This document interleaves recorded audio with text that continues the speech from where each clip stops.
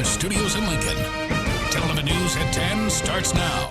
A dog shot and killed by a police officer. Tonight we're learning more about the dog's past history with law enforcement. Firefighters shut down a busy street after gas was bubbling up from the ground. And the smoke could be seen for miles. Tonight, the owner of a downtown restaurant reflects seeing his business destroyed in a fire. It's our top story on 10/11 News at 10. Good evening. I'm Bridget Fargent. Hi everyone, I'm Owen Jensen. It's been a long day for Lincoln Fire and Rescue crews, and it will likely be a long night as well. Firefighters responded to a fire at La Mexicana Market and Meat and other connected businesses just before 5 this afternoon. Smoke was pouring out of the roof, and the business is likely a total loss. Now the owner says he's devastated it ended this way. 10/11's Taylor Barth live with the story. Taylor?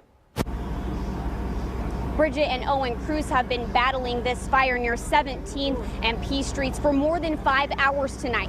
Quickly realizing they couldn't save this building, the firefighters' priority changed to making sure the flames didn't spread to nearby buildings. Now, the restaurant owner and a former employee tell me it's sad to see a place they've grown to love up in flames. The owner of La Mexicana Market and Meat says he opened the Lincoln restaurant 15 years ago. Seeing it in flames Monday afternoon was a hard pill to swallow. I'm feeling really sad. It's been a lot of years to be here, and having it to end this way is really hard. It's really hard. Former employees say the restaurant was loved by many in the community. Stephanie Valle says she was shocked when she heard the news. I was just here yesterday having some dinner, and all of a sudden I get news saying that, well, the restaurant burnt down. So I rushed over here. Fire crews aren't yet sure where the fire started or what might have caused the flames. The owner says all his employees evacuated safely and called 911. LFR says there were no injuries and crews safely rescued a dog from an apartment above La Mexicana.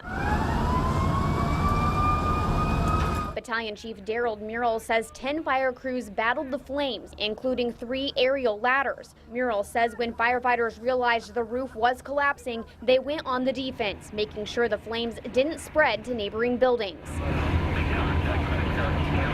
They told him there was a partial collapse and then the walls were cracking, so he pulled them out, and I think he got them out in about, somebody told me 30 seconds before the collapse started. So that was very fortunate for us. The owner says he's unsure of what the future holds for La Mexicana. He's just thankful no one was hurt. More likely, we're probably gonna put it back together and open it again. The LFR battalion chief tells me crews will remain on scene throughout the night to make sure that the fire is out and that it does not rekindle. Once that is done, crews will then investigate a cause. Reporting live in Lincoln, Taylor Barth, 10/11 News. All right, thank you very much, Taylor. And because of the fire, several streets are closed and stoplights in the area are out. Police say these roads will be closed through tomorrow morning. 17th Street is closed at O Street and is down the one lane between O and N Street. P Street is closed from Centennial Mall to 16th Street. Stoplights are out because of power issues at 16th, 17th, P Street, and Centennial Mall. You're urged to avoid the area by using Antelope Valley Parkway and Q Street. A developing story out of Central California tonight. Former Husker and Rams running back Lawrence Phillips is accused of killing his cellmate in prison. Prison officials say Phillips' cellmate Damian Soward was found lifeless over the weekend at Kern Valley State Prison. Soward died later at the hospital. Phillips was serving a 31-year sentence for choking his girlfriend twice in 2005 and then later that year driving his car into 3 teens in L.A. He was on the Huskers' 94 and 95 national championship teams and was drafted 6th overall in the 1996 NFL Draft. Now, a first look at your forecast with meteorologist Brendan Rector. Seasonal temperatures out there for us today. As many of us got into the mid-60s to around 70 for a high. Let's look at those numbers and you'll see that the 70 was in Broken Bow and also not pictured Scotts Bluff. That was the state high temperature for today. Not too far behind Lincoln at 69. Grand Island was at 68 as well as Hastings. Our temperatures right now you can see are in the 50s. 52 for Lincoln as well as Grand Island. 51 for North Platte and Ord. We're seeing some upper 40s already in the Panhandle. 47 for Chadron and Alliance. 49 in Sydney. Our wind generally out of the south-southeast right now at about 5 to 10 miles per hour. That's what we're expecting for the rest of tonight. Our satellite radar picture showing that we do have some cloud cover in the area. A lot more of these high-level clouds that are moving through like we've seen throughout much of the day. So it will be clear to partly cloudy for us during the overnight hours tonight, and no precipitation is expected for us. Remember last night we dealt with some showers and thunderstorms. Not the case for tonight, and it looks like our temperatures as we make our way towards 7 a.m. in the morning, well, they're going to be in the mid-30s to low 40s. And coming up, we will have a look at one more mild day before we cool it back a little bit with some chances for rain.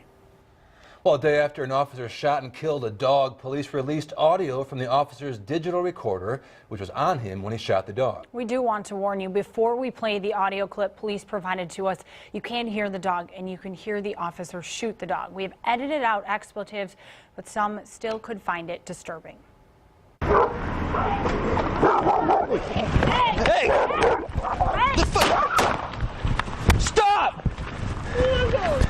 1379 shots fired at a dog. Start me, supervisor. Get animal control out here, please. Oh my God! Oh. He went after him. Yeah, he went after me. Oh, I'm sorry. I'm sorry. I didn't have the door. I tried. Give me a supervisor, please. I understand. Sir, I'm sorry. He went after me. Sir, I'm really sorry. Where's he shot? I don't know.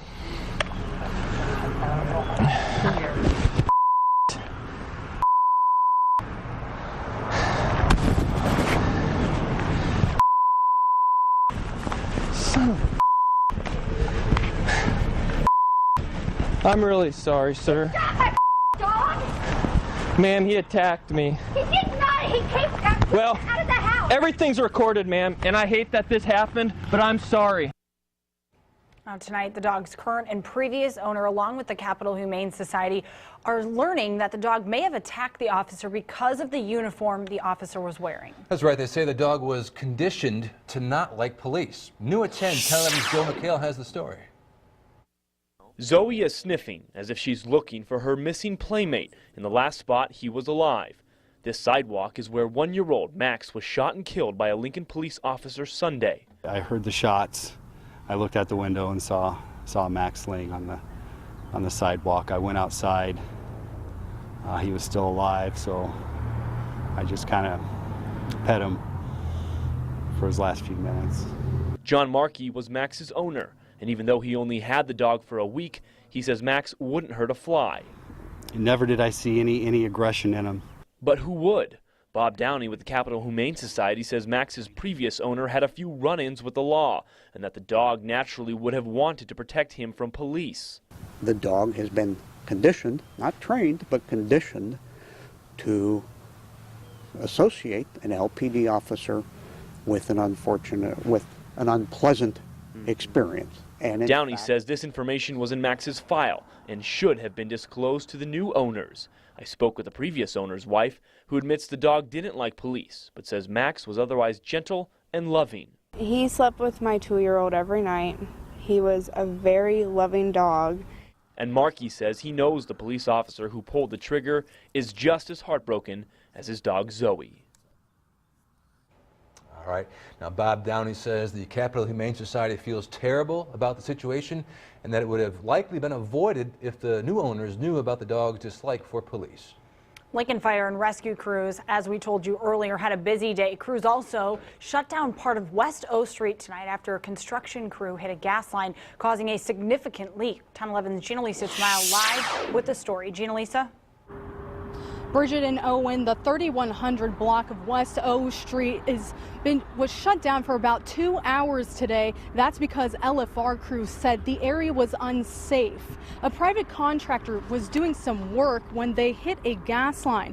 LFR tells me when they arrived, their measurements indicated there was gas in the air, and you could actually see it bubbling from a water puddle. There was also gas leaking underground. They immediately blocked the streets off and asked the Sinclair gas station across the road to close. We had readings that indicate to us that it's dangerous for people to be there on both sides of the street, and we actually asked the business that's across the street over there, the gas station, to close as well. Black Hills Energy was called to fix the leak. They're actually still on scene trying to fix it. And in the meantime, West O is now back open. Reporting in Lincoln, Gina Lisa Tamayo, 1011 News. All right, Gina Lisa, thank you very much for that report. Other news tonight, a proposed gas tax increase has advanced to a final vote in the Nebraska legislature despite vocal opposition. Lawmakers gave the bill second round approval Monday with a 27-14 vote. The measure would raise Nebraska's fuel tax by 6 cents per gallon over 4 years for a total state tax of 31.6 cents per gallon.